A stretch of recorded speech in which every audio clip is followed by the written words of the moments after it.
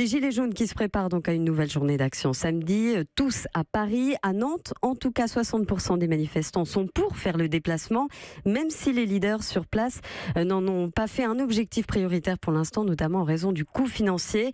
Le reportage de notre correspondant dans l'Ouest, François Coulon. L'expédition de samedi à Paris, les Gilets jaunes de Nantes l'ont soumise au vote hier sur le rond-point d'Armor. Résultat, une majorité confortable en faveur du déplacement.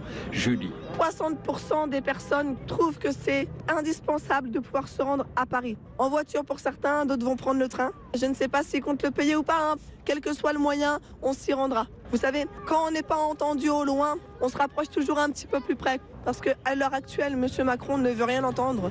Ils ne participeront pas tous au blocus de Paris. Question de moyens, Jonathan. Il y a plein de gens qui n'ont pas forcément le pouvoir financier déjà pour pouvoir vivre au quotidien décemment, dignement. C'est de la survie. Leur demander de faire un effort à peut-être une centaine d'euros pour faire un trajet, etc. On estime que pour l'instant, ce n'est pas le moment.